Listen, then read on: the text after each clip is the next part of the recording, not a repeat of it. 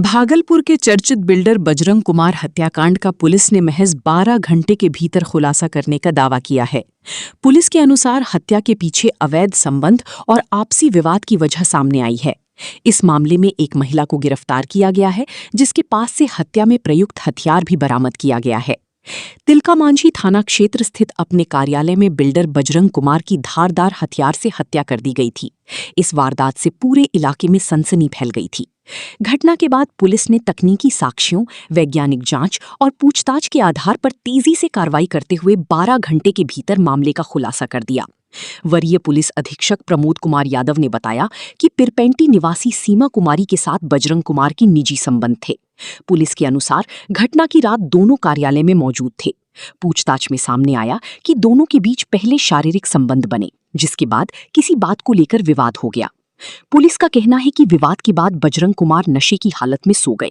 इसी दौरान सीमा कुमारी ने कार्यालय में रखा धारदार दबिया उठाकर उनके गले पर कई वार किए। इसके बाद शरीर के अन्य हिस्सों पर भी हमला किया, जिससे उनकी मौके पर ही मौत हो गई।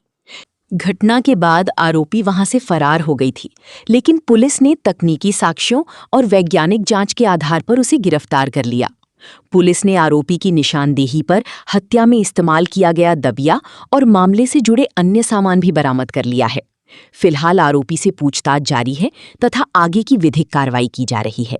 प्रेस कॉन्फ्रेंस आप लोगों को ज्ञात है कि कल तिलकामांझी थाना अंतर्गत एक हत्या की घटना घटी थी। जिनकी हत्या हुई थी उनका नाम बजरंग कुमार, पिता धनेश्वर प्रसाद सिंह, नीलकंठ नगर के रहने वाले थे।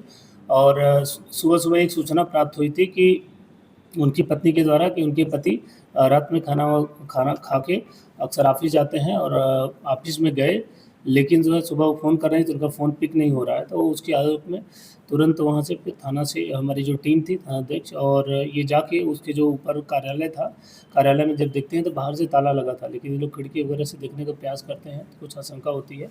तो जब ताला तोड़ा जाता है तो ताला तोड़ने के क्रम में जब अंदर जाते हैं तो देखते हैं कि जो मृतक हैं ये बजरंग कुमार, इनकी डेड बॉडी वहाँ पे घायल अवस्था में अंदर पड़ी हुई है।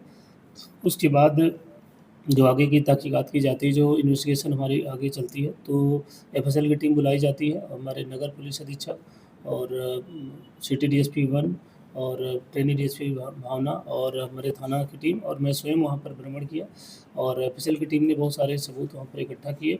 और उसके आलोक में हम लोगों ने वहाँ सीसीटीवी कैमरा जो एक फिर सीसी हमारी एक एसआईटी टीम का गठन भी होता है, जिसमें नेतृत्व नगर पुलिस अधीक्षक कर रहे थे। और फिर सीसीटीवी फुटेज हमारे तक मोबाइल की तकनीकी जो सहयोग है उससे, और साथ में जो इनके बिजनेस पार्टनर 3-4 लोग थे, उनको भी हम लोगों ने बुला के पूछताछ के लिए रखा था। और उन्होंने जो सूचना दी उसी के आलोक में जो हमें देर शाम को टेक्निकल कुछ एविडेंस मिले और सीसीटीवी मिला, तो उसमें एक हेलमेट पहना हुआ लड़का या लड़की ये स्पष्ट नहीं हो पा रहा था, लेकिन पतले शरीर का था और हेलमेट पहना हुआ और कुछ झोला लेके निकलता हुआ देखा जाता है। तो फिर हम लोग जब उसको तकनीकी रूप से पूछताछ करते हैं और जो मोबाइल की लोकेशन वगैरह के आधार पे, तो हम लोगों को पहला जो एक अभियुक्त थी जो अभी पकड़ी गई है, तो उसका नाम आता है सीमा कुमारी का। तो सीमा कुमारी का जो हम लोगों ने आगे जब ये टेक्निकल एविडेंस से पीछा किया तो पता चला कि सुबह यहाँ से निकलने के बाद ये पथरगामा होते हुए, गोड्डा होते हुए और फिर वापस पीरपैंती का इसका लोकेशन दिखाता है। और शाम को जब घटना जिस दिन हुई थी उस दिन शाम को ये नया बाज़ार के आसपास अपनी मोबाइल आने के बाद वो मोबाइल एक तरीके से बंद कर दी थी। तो जब हम लोगों ने इसको देर रात में इसको डिटेक्ट कर लिया था और डिटेक्ट करने के बाद उसकी गिरफ़्तारी के लिए पीरपैंती में छापामारी किया। इसकी गिरफ़्तारी हुई और साथ में इस अभियुक्ता के पास से जो भी वहाँ से दबिया जो यूज़ की गई थी मारने में, उसको बरामद किया गया। जो खून से लगा कपड़ा था उसको बरामद किया गया। जो झोला सीसीटीवी कैमरा में ले जाती हुई देखी गई थी, वह झोला भी खून से लगा हुआ था और उसको वो भी बरामद हुआ। एक ब्लू रंग का जो बैग था उसमें भी खून लगा था, वह भी बरामद हो गया, जो सीसीटीवी में पूरा देखा जा रहा था। तो इस तरीके से और साथ में एक झोले में वो जो उसका डॉक्यूमेंट्स बहुत सारे थे, पेपर्स वगैरह प्रॉपर्टी वगैरह से रिलेटेड थे, तो वो सारे पेपर भी लेके चली गई थी।